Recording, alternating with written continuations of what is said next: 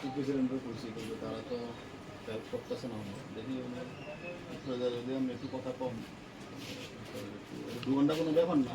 তো তারা কাছে কইছি, আর তারা কইছে তারা একটু সাহায্য করবো। এদিকে তারা আগরতলার থেকে আইছে, সাহায্য করার লেগে আইছে।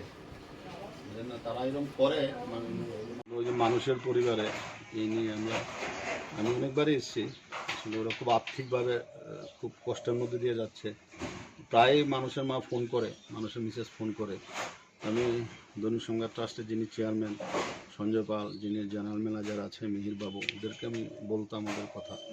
তো ওনারা তাদের প্রতিষ্ঠান থেকে আজকে 10,000 টাকা মানুষের পরিবারের কাছে ওনারা দিয়েছেন। এর জন্য আমরা সাংবাদিকদের পক্ষ থেকে, সবার পক্ষ থেকে ওনাদের ধন্যবাদ জানাই যে ওনারা এভাবে একজন অসহায় সাংবাদিকের পরিবারের পাশে এসে দাঁড়িয়েছেন। এরকম তো আমরা দেখতে পাই না। ওনারা দাঁড়িয়েছেন, এর জন্য ওনাদের অনেক অনেক ধন্যবাদ ও কৃতজ্ঞতা জানাচ্ছি।